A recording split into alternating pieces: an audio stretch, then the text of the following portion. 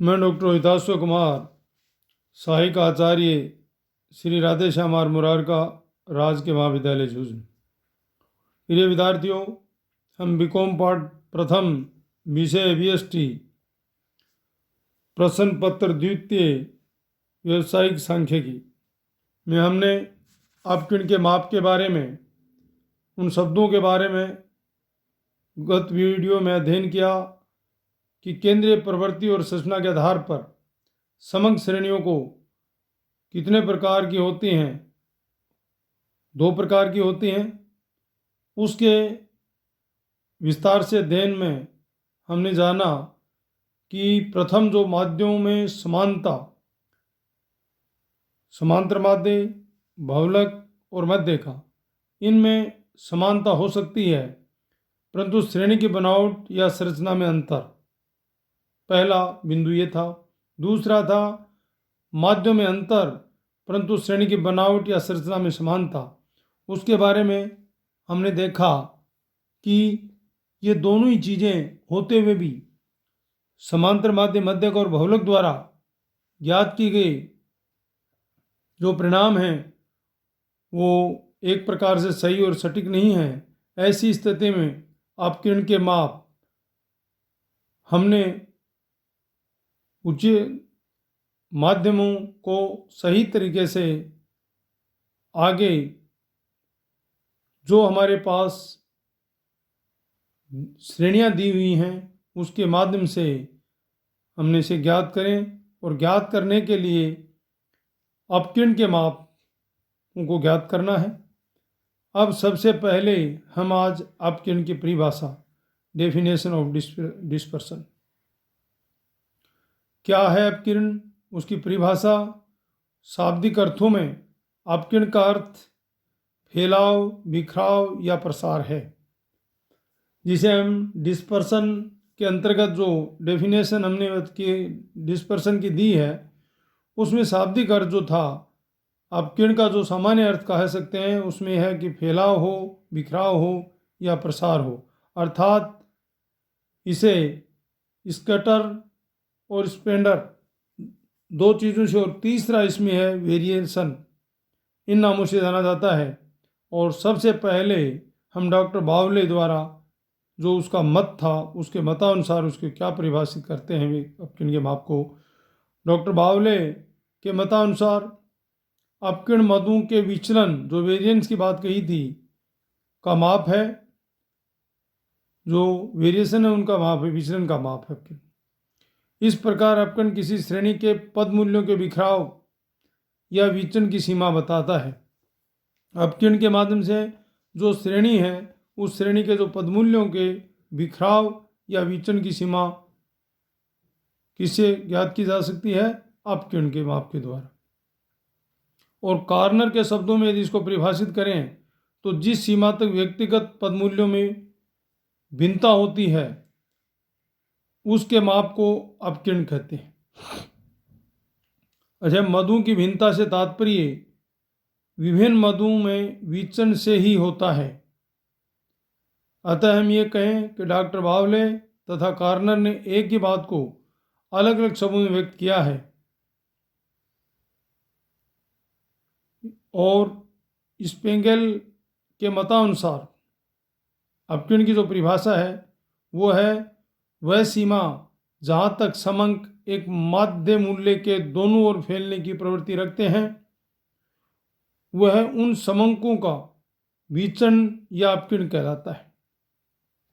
और इसके साथ साथ ही ब्रूक्स एंड डिक के मतानुसार अपकिरण का जो माप है या अपकिरण की जो परिभाषा है वह है कि एक केंद्रीय मूल्यों के दोनों ओर पाए जाने वाले चर मूल्यों के विचरण या प्रसार की सीमा ही अपकिरण है। अर्थात हमें जो आपको पूर्व में अपकिरण के शाब्दिक अर्थ की बात की थी कि अपकिरण जो डिस्पर्सन है वो अपकिरण को बिखराव, प्रसार तथा विचलन के नाम से हम जान सकते हैं। और इसके बाद हम इनके 2 अर्थों का प्रयोग, जो अपकिरण शब्द के प्रयोग में 2 अर्थों में किया जाता है, और 2 अर्थ के जो प्रयोग के शब्द हैं उसमें पहला है सीमा विस्तार जिसे रेंज के रूप में, तथा दूसरा है द्वितीय श्रेणी के माध्य averages of the second order के रूप में। इस प्रकार से हम दो प्रकार से इसको ज्ञात कर सकते हैं। सीमा विस्तार के रूप में जो रेंज के रूप में है वो प्रथम अर्थ में अपकिरण की सीमा विस्तार या समग्र श्रेणी के सीमांत मूल्यों के अंतर के रूप में प्रयुक्त किया जाता है। इसके अर्थ में अपकिरण हमें समग्र श्रेणी के उन सीमाओं का अंतर बताता है जिसके मध्य समग्र श्रेणी के पद मूल्य पाए जाते हैं।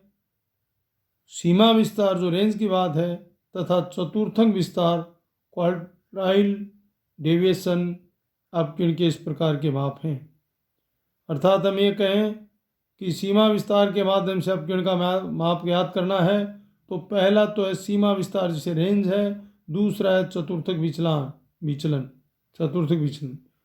अब हम इसके अलावा द्वितीय श्रेणी के माध्य के रूप में averages of the second order के रूप में द्वितीय अर्थ में अपकिरण को समग्र श्रेणी के माध्य से निकाले गई विभिन्न मूल्यों की औसत दूरी क्या है। केंद्रीय प्रवृत्ति के विभिन्न माप प्रथम श्रेणी के माध्य जो averages of the first order कहलाते हैं क्योंकि ये समग्र श्रेणी के वास्तविक मूल्यों पर आधारित होते हैं। अपकिरण का माप करते समय पहले समग्र श्रेणी का सांख्यिकीय माध्य ज्ञात किया जाता है, जैसा कि हम गत अध्याय या चैप्टर में हमने ज्ञात किया था। फिर उस माध्य से विभिन्न मूल्यों के विचलनों या अंतरों का समान माध्य लिया जाता है और माध्य से निकाले गए विचलनों का मध्य होने के कारण अपकिरण के माप द्वितीय श्रेणी के मध्य averages of the second order भी कहलाते हैं। अब इसके अपकिरण की परिभाषा, अपकिरण के दो अर्थों का प्रयोग जो हमने शब्दों का अपकिरण के शब्दों में प्रयोग किया दो अर्थों में, सीमा विस्तार और द्वितीय श्रेणी के माध्य के रूप में। उसके बाद अपकिरण के उद्देश्य, ऑब्जेक्ट्स ऑफ डिस्पर्सन्स, डिस्पर्सन के कौन कौन से उद्देश्य हैं, अपकिरण के उद्देश्य के बारे में। अपकिरण के विभिन्न मापों के अध्ययन से हम उनके उद्देश्यों की पूर्ति हेतु किया जाता है। किन उद्देश्यों की पूर्ति? सबसे पहले है माध्य की विश्वसनीयता की जांच करना, to examine to the reliability of an average.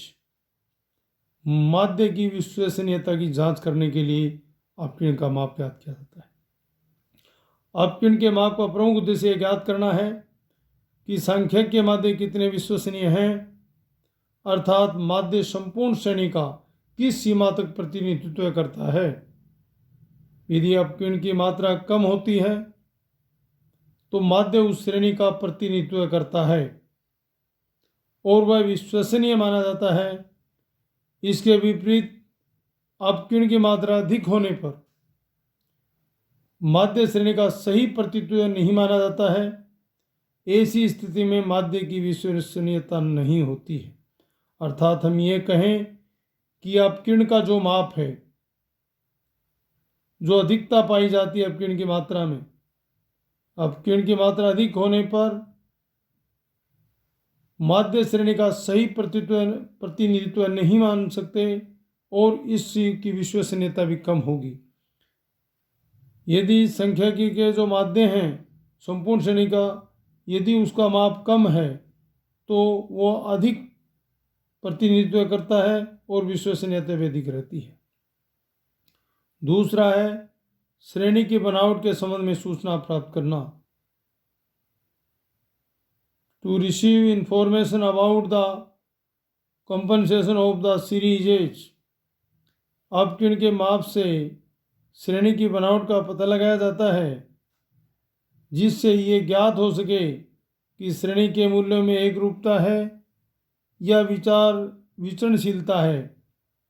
माध्य के दोनों और मूल्यों का प्रसार या बिखराव कैसा है और उसकी औसत मात्रा कितनी है। श्रेणी किस तरह की है उसकी सूचना भी हम अपकिन के माप के द्वारा ज्ञात करते हैं। तीसरा इसका अपकिन का उद्देश्य है विचरणशीलता की तुलना करना।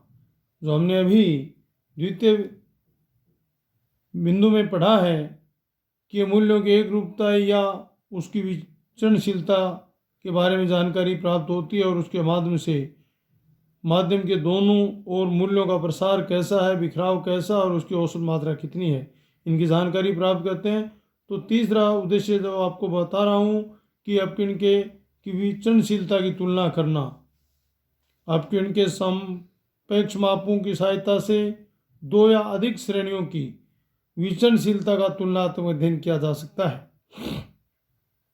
विचरणशीलता कम होने पर समरूपता अधिक होती है।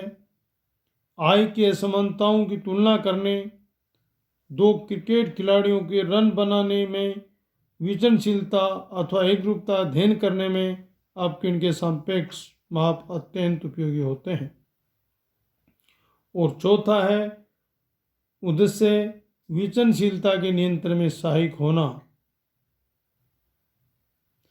अपकिन का माप विभिन्न क्षेत्रों में विचरणशीलता को नियंत्रित करने हेतु विचरण का अध्ययन करके उचित उपचार किया जाता है। उदाहरण के लिए हम ये कह सकते हैं कि शरीर का तापमान, रक्तचाप आदि को नियंत्रित करने हेतु विचरण का अध्ययन करके उचित उपचार किया जाता है। इसी प्रकार देश में आय व धन के वितरण की असमानता ज्ञात करने के लिए भी विचरणों का अध्ययन आवश्यक है, ताकि उचित नीति प्रतिपादित कर उस पर नियंत्रण किया जा सके। उसके बाद पांचवा और अंतिम अपकिन का जो उद्देश्य है वह है अन्य सांख्यिकीय मापों का आधार प्रस्तुत करना। अन्य विभिन्न सांख्यिकीय माप यथा विषमता, पृथुशिशुत्व, सहसंबंध, प्रतिगमन, किसम नियंत्रण, परिकल्पना परीक्षण, प्रसरण विश्लेषण आदि अपकिन के मापों पर ही आधारित होते हैं। जो हमने ये बताया कि अन्य सांख्यिकीय मापों पर आधार प्रस्तुत करते हैं वो कौन कौन से हैं। इसमें विषमता को ज्ञात करना हो, स्टूनेस को ज्ञात करना होगा, तब भी है पृथु शिशुत्व ज्ञात करना हो, सहसंबंध को रिलेशन की बात है, प्रतिगमन, किसम नियंत्रण, परिकल्पना परीक्षण और प्रसरण विश्लेषण आदि अपकिन के माध्यम पर आधारित हैं। इसके बाद हम अपकिन के निम्न प्रकार से मापा जा सकता है। वो कौन कौन से माप हैं अभी आपको बताया, एक निरपेक्ष माप और दूसरा सापेक्ष माप। एब्सोल्यूट मेजरमेंट जो है और एक रिलेटिव मेजर्स। निरपेक्ष माप क्योंकि अपकिन के जो मुख्य रूप से हैं वो दो माप हैं, पहला जो निरपेक्ष माप और दूसरा सापेक्ष माप। निरपेक्ष माप क्या है? यह माप अपकिन की मात्रा को बतलाता है और उसी इकाई में व्यक्त किया जाता है जिसके मूल सम्मंक व्यक्त किए गए हैं। यथा रुपये में हो, लीटर में हो, मीटर में हो, किग्राम में, किलोग्राम में है, जिसका वर्ष में आदि। निरपेक्ष माप दो श्रेणियों की तुलना करने हेतु प्रयोग नहीं किया जा सकता। निरपेक्ष माप को एक ही श्रेणी हो तभी उसका प्रयोग किया जाएगा। अतः सीधा सीधा है कि यह अपकिन की मात्रा को बतलाता है और उसी इकाई में व्यक्त किया जाता है जिसमें मूल समंक व्यक्त किए गए हैं। अर्थात हमने भी बताया कि रुपये में कोई चीज़ हो, मीटर में हो, लीटर में हो, किलोग्राम में हो, वर्ष में आदि। और निरपेक्ष माप दो श्रेणियों की तुलना करने हेतु प्रयोग नहीं किया जा सकता। जब दो श्रेणियों की तुलना करनी हो या दो से अधिक श्रेणियों की तुलना करनी हो तो सापेक्ष माप के द्वारा की जा सकती है। और सापेक्ष माप अपकिन की कुल अपकिन का किसी प्रमाप मूल्य से विभाजन करने से प्राप्त होता है। जो स्टैंडर्ड वैल्यूज है उसके विभाजन करने से, डाइविडेशन करने से प्राप्त होता है और अनुपात या प्रतिशत के रूप में व्यक्त किया जाता है। अर्थात दो या दो से अधिक श्रेणियों की तुलना करने हेतु सापेक्ष माप का ही प्रयोग किया जाता है। और अब है अपकिरण का महत्व, इम्पोर्टेंस ऑफ डिस्पर्शंस। अपकिरण की विभिन्न मापें किसी भी क्षेत्र में विचलन या बिखराव संबंधी समस्याओं का अध्ययन करने के लिए बहुत महत्वपूर्ण है। जैसा कि आपको पूर्व में भी बताया था, इसकी परिभाषा में ही आपको स्पष्ट कर दिया था कि अपकिरण की जो माप हैं उसके जो विचलन जो क्षेत्र है किसी माप के लिए उसमें वेरिएंस की बात थी, दूसरा बिखराव का था। इस संबंधी जो समस्याओं के यदि अध्ययन करने की जरूरत हो तो अपकिरण के महत्व है उसमें, उसके द्वारा ही ज्ञात किया जाता है। तो हम सीधे सीधे कहें कि अपकिरण की विभिन्न मापें किसी भी क्षेत्र में विचलन या बिखराव संबंधी समस्याओं के अध्ययन के लिए बहुत महत्वपूर्ण है। विचलन संबंधी समस्याओं का अध्ययन प्रत्येक क्षेत्र में महत्वपूर्ण स्थान रखता है। आर्थिक व सामाजिक क्षेत्र में आय एवं संपत्ति के वितरण की असमानताओं का माप एवं तुलनात्मक अध्ययन करने में अपकिरण के माप बहुत उपयोगी सिद्ध होते हैं। वाणिज्य एवं उद्योगों के मध्य लाभ, मध्य विक्रय, मध्य लागत, मध्य उत्पादन आदि से होने वाले विचरणों का विश्लेषण करके संस्था की प्रगति का एवं प्रबंधीय कुशलता का अनुमान लगाया जा सकता है इसके माध्यम से। और इसके अलावा एकाधिकार एवं आर्थिक सत्ता के मापन एवं तुलनात्मक अध्ययन में भी अपकिरण की मापें सहायक सिद्ध होती हैं। अतः उत्पादन व क्रय के क्षेत्र में उत्पादन नियंत्रण एवं किस्म नियंत्रण में भी निर्मित एवं क्रय की गई वस्तु के केंद्रीय माप के अतिरिक्त उसके पूर्व निश्चित माप से होने वाले विचरणों का तुलनात्मक अध्ययन भी किया जाता है। इस प्रकार प्रत्येक क्षेत्र में समग्र श्रेणी के माध्य से प्राप्त अपूर्ण व आंशिक सूचना की संपूर्ति अपकिरण के मापों द्वारा की जाती है। केवल माध्यम के आधार पर ही निष्कर्ष निकालना भ्रामक होता है। और डेरेल हब के मतानुसार जो महत्व है उसका वह है कि जब वे महत्वपूर्ण अंक अर्थात अपकिरण के माप की बात है अज्ञात हों तो केवल माध्यम में विश्वास नहीं कीजिए, अन्यथा आप उस अंधे आदमी की भांति होंगे जो केवल औसत तापमान की सूचना के आधार पर ही कैंप स्थल का चुनाव कर लेता है। इस प्रकार हम डेरेल हब के मतानुसार स्पष्ट है कि जब भी महत्वपूर्ण अंक अर्थात अपकिरण के माप की बात है अज्ञात हों, जब ज्ञात नहीं कर सके हों, ज्ञात नहीं किया हो, तो केवल माध्य के द्वारा ज्ञात किए गए मूल्यों जो वैल्यूज को विश्वास नहीं कीजिए, नहीं करना है, अन्यथा आप उस अंधे आदमी की भांति होंगे जो केवल औसत तापमान की सूचना के आधार पर ही कैंप स्थल का चुनाव कर लेता है। धन्यवाद।